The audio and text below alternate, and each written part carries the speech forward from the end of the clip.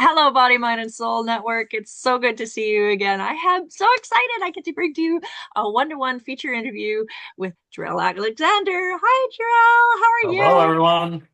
How are you?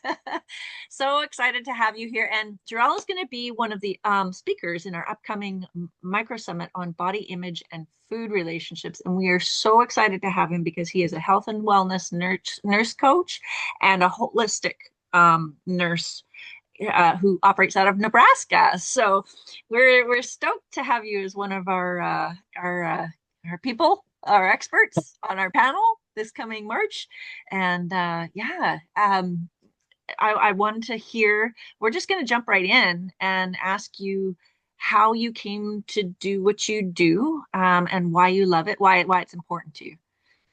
Yeah, so I mean, first off, thanks for having me. And I'm also very excited to be speaking here and just seeing who we can reach that needs to hear the message. So yeah, how did I become a nurse coach? So first off, I've got to remind people, it's called nurse coach, but I don't just coach nurses. It just means that I'm a nurse who does coaching, and then that's the title of the certification I have. So, how that become about? So I've been a nurse for a long time. I'm coming on 13 years, I believe. So, of bedside nursing, kind of always from the beginning of nursing, I felt like there was this battle within me of, I'm always just handing out pills to people, like putting band-aids on problems, right? There's this deeper part of nursing where you really connect with people and you meet them in these vulnerable spaces.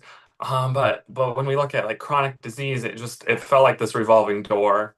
Um, and so it was just something, that was always kind of there. And then COVID came, so everyone remembers COVID. But for me, it was kind of this reigniting of that feeling that like there's more to this picture, and like it's time to do something more with it. So, I start looking at chronic disease and like how do I help people heal that, right? Like most chronic disease is it's reversible or it's healable or it's we're able to slow the progression majorly. And so it's not just giving medications. It's not just meeting you when you're in this acute phase, right? There's a place for the hospital, but lots of times we can avoid the hospital.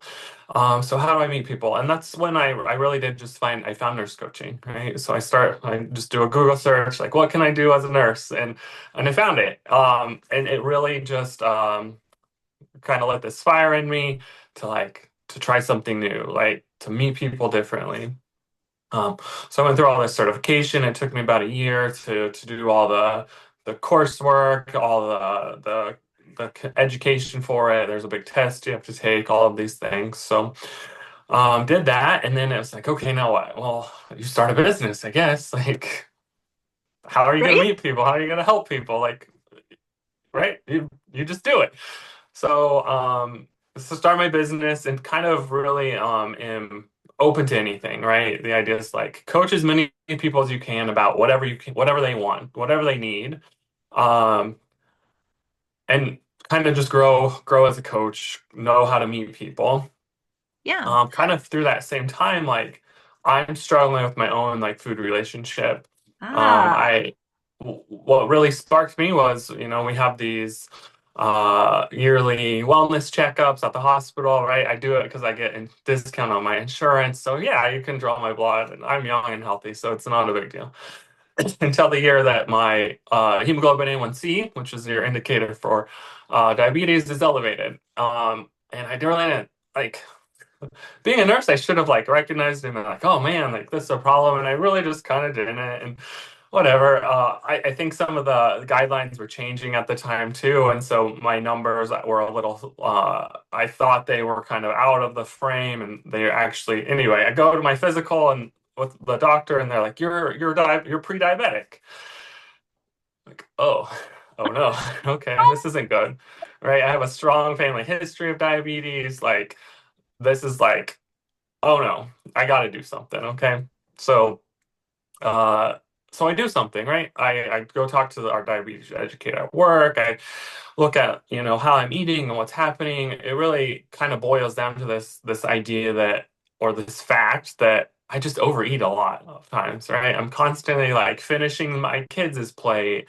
And, I never say no to a cookie. And if someone makes cookies, I'm probably having two or three or four. Uh, and so it was that. So I was like, okay, I'm gonna fix that. So I did. Like for 3 months, I just stopped eating too many cookies, and I ate less, and you know, ate more vegetables. And I rechecked my A1C. It was like the end of October, and it was fine. Great, cool. I fixed it.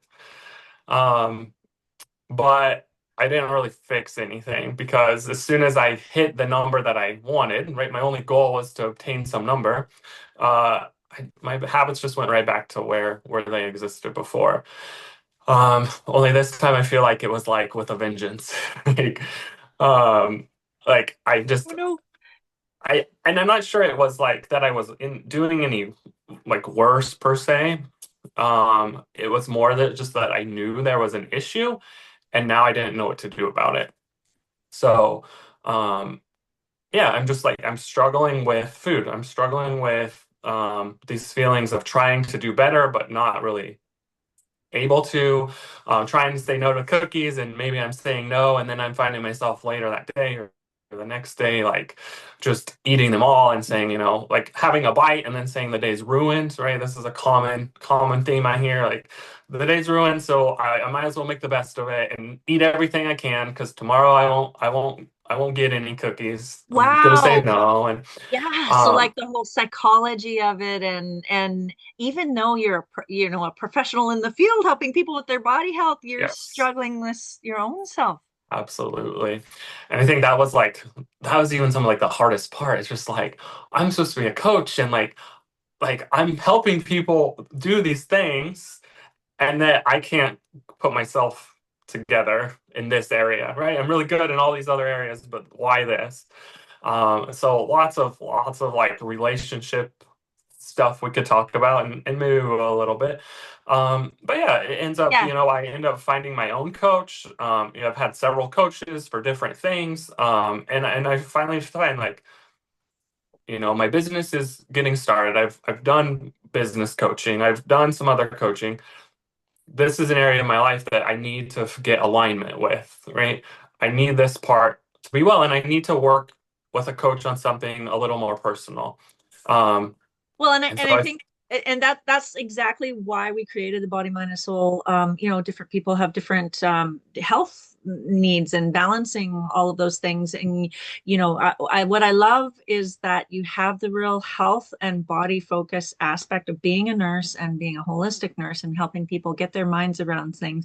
And everybody has their things, and that you value, having a coach, because having a coach is really important. I've had tons of coaches, and we like to provide this space to people who do wellness coaching, to be able to connect them with people who need them. So if you're watching this and you're seeing, one of the things we really value in this group is lived experience. It's credentials are awesome, and then there's real life too, and yes. and you have both. So if you are watching this and recognizing yourself in Jerrel's story, and he has the sort of both sides of the coin that we love to show. So when you're working with people, Jerrel, who is your perfect person that you can help, that you have now transmuted these travels, these journeys that you've had with your own psychology about body image and food, and your own self as a wellness entrepreneur. Who do you like to focus in on helping? Is it men? Is it women? Is it like people with chronic illness? What is it? Body image people? What? How would you say you enjoy working with? Yeah. So, as far as like men, women, either, I've done both. I think both go great there. Really, if we're talking what I like to coach around, it's food relationship.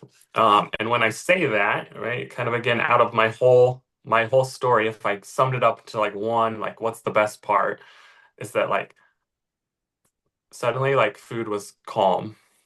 Mm. right? I found this peace around it.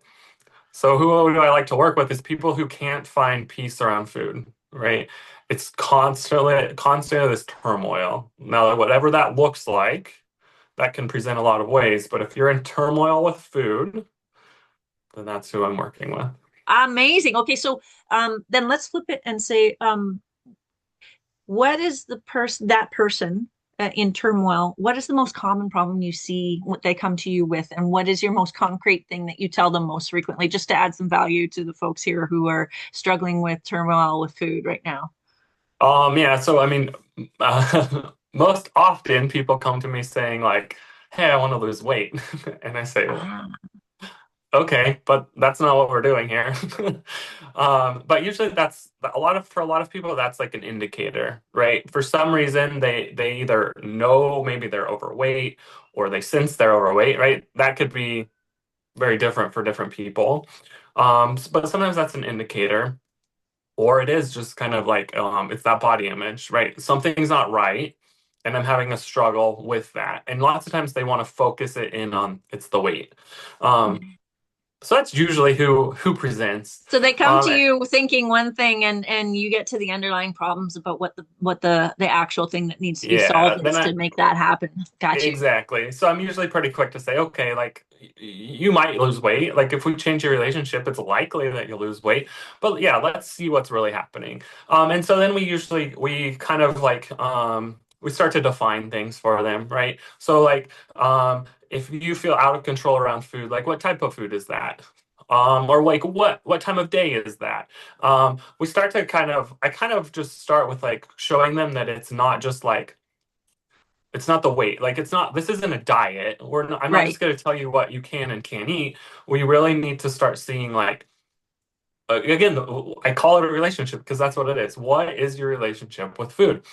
right. Um, so yeah, like, No, that's amazing. And I think that people are going to hear more from you as well at the body image and food relationship micro summit coming up in March, and so I really encourage folks to come out and see that. It's free in our group, and then if you want to get in with Jerrel and maybe get to ask him some questions, you can get the absolutely. VIP ticket and get access to him and the four other speakers that are experts in this area, and also a free month trial of our Wellness Connection portal.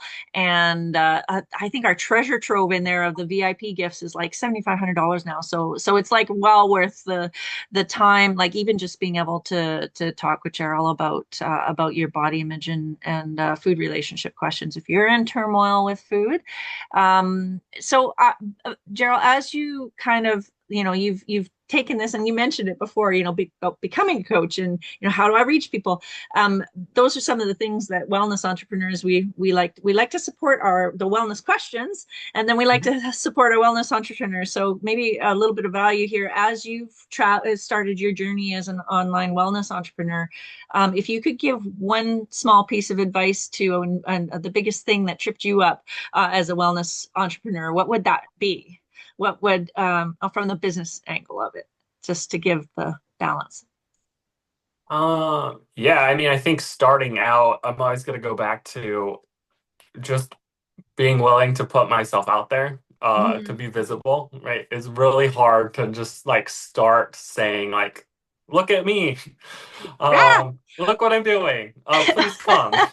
We are so Uh, excited that you're doing that with us. And yes. yeah, that's literally why we want it, because you have a passion for helping people with the issue. That doesn't Mhm. necessarily mean that you like to do marketing and sales and all of the other things. And so that's really Very what we much love. so. We love to Yes. support wellness entrepreneurs just for that reason, because we need more of you in the world. More Jerrel, please.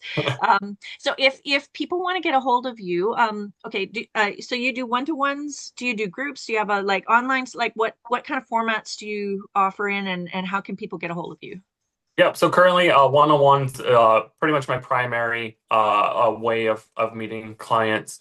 I've done some kind of group things, but those are usually very specific. So one-on-ones, the way to go. Facebook, Instagram at Alexander Wellness Co. Okay. Is going to be where you can come learn about me, kind of get more of my messaging. Send me a message. There's links to a book, like a free consult, where we kind of see where you're at. Is this a fit? Should we move forward? So that's those are the two best ways to find me there. Okay, well, and of course, you can see even more of Jerrel at the upcoming Micro Summit I mentioned. Jerrel, what are you looking forward to about the discussion? I'm sorry, you froze right there. Oh, I'm sorry. What are you looking forward to about the Micro Summit? Yeah, I'm just interested to see, yeah, just see kind of the different perspectives that everyone brings. I think that'll be exciting. And then yeah, I'm intrigued to see who's gonna show up, who's looking for something, and hoping that we can connect and they can find what they need. Awesome. Okay, well, and Jerrel has graciously contributed to the treasure trove for a consult, so that's in there for you as well if you get the VIP ticket. We will post a link below so you can register. And yeah, thank you so much, Jerrel, for being here and for being on the Micro Summit. And we will look forward to seeing you real soon. Yes, thanks for having me. Okay.